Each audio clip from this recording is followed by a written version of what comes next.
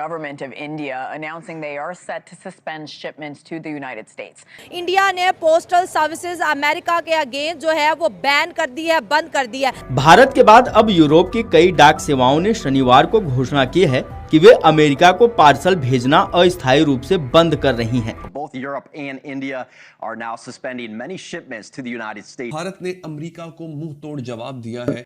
इससे American government थोड़ा shock में भी है, तो आज जेडी वांस को भी उनको पे एक्सप्लेन करना पड़ रहा है तरह तरह के इंटरव्यूज में, तो which is a big thing for Americans. Ego में हर्ट हो रहा है कि क्यों उन्होंने लगाया। लेकिन इतना बोल्ड स्टेप कि अब जो है ट्रम्प सरकार के अटेंशन में आएगी और पोस्टल सर्विसेज सस्पेंड करने से डेफिनेटली जो है अमेरिकन जो आवाम है वो अपनी गवर्नमेंट को क्रिटिसाइज करेगी, प्रेशराइज करेगी, क्योंकि उनके जो सामान की डिलीवरीज हैं आज से बंद होगी। Postal officials say starting August 25th they will suspend all shipments to the US. जैसी करनी वैसी भरनी, आज ये कहावत अमेरिकी राष्ट्रपति डोनाल्ड ट्रंप पर बिल्कुल सटीक बैठती है।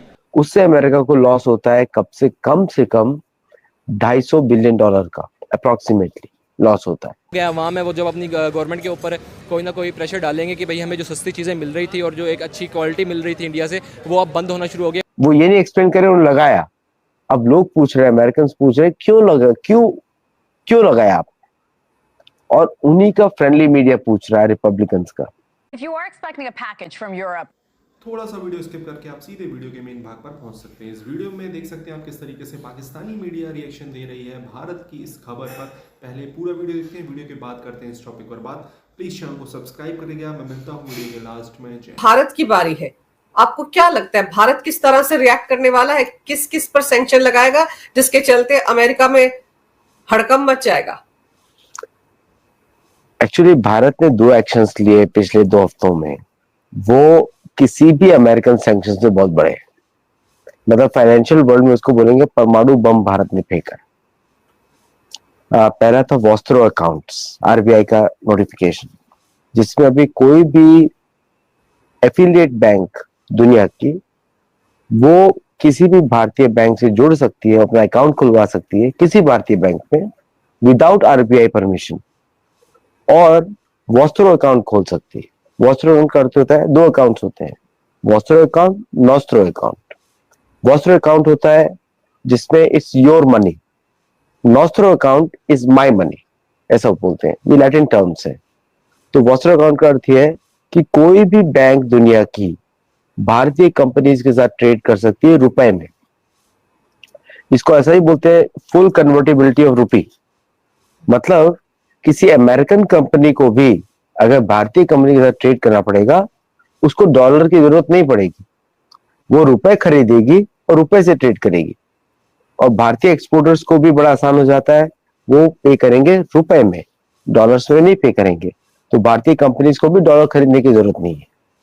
तो ये सबसे बड़ा हड़कंप, भूकंप है एक्चुअली अगर देखा जाए तो। दूसरा एक्शन भारत ने लिया कि ट्रंप ने जो टैरिफ लगाया था 25% on all goods, general goods का, वो किक इन हो गया। अभी हम लोग को लग रहा था किक इन नहीं होगा, लेकिन किक इन हो गया। और तो उसमें भारत ने क्या किया, पोस्टल यूनियन ने, भारत की पोस्टल सर्विसेज ने, तो ये $100 से कम की वैल्यू पे नहीं लगता है, बट एनीथिंग अबव $100 की वैल्यू पे करेगा। ना ये मनी जो है भारतीय फैमिलीज भेजती थी for buying small goods, 1 or 2 goods, जैसे कि भारत ने किसी ने कुछ खरीदा, अप्लायंस खरीदा अमेरिका से, या फिर उन्होंने अपने रिलेटिव्स को कुछ पैसे भेजे for any reason, can be any reason, as a gift also, उस पे अमेरिका लगाएगा 25% टैरिफ। तो इंडियन पोस्टल सर्विस ने बोला we don't want to export anything, तो उन्होंने रिस्पॉन्ड किया विद देयर ओन स्टॉपेज, मतलब कि अमेरिका के सामने खड़े हो गए। उससे अमेरिका को लॉस होता है कब से कम $250 बिलियन का अप्रोक्सीमेटली लॉस होता है, क्योंकि ये गुड्स और टैक्सेस में नहीं आता कहीं पर, ये है personal transfer of the money.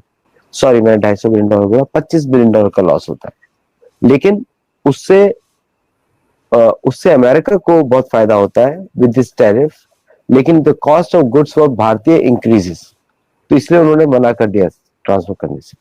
तीसरा, सैफरान का इंजिन्स, भारत में रक्षा मंत्री ने बड़ा क्लियरली बोला कि हम टेक्नोलॉजी टाइप जो कर रहे हैं with Safran, that we are going to go for the F414 replacement also, जिसके लिए अमेरिका ने बोला था हम टेक्नोलॉजी सप्लाई नहीं करेंगे. So these 3 are the big actions against America. और इससे अमेरिकन गवर्नमेंट थोड़ा शॉक में भी है. तो आज जेडी वांस को भी उनको भी एक्सप्लेन करना पड़ रहा है तरह तरह के इंटरव्यूज में, तो which is a big thing for American. Ego में हर्ट हो रहा है कि क्यों उन्होंने लगाया. वो ये नहीं एक्सप्लेन करे उन्होंने लगाया.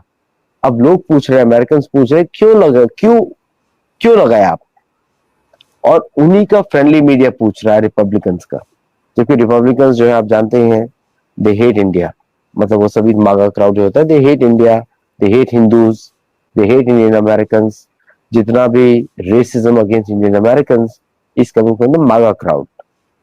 तो विद दीज 3 एक्शंस में now has forced media to ask them tough questions, which is a very good thing for India, क्योंकि इंडिया को फर्क नहीं पड़ता है, but they are under tremendous pressure.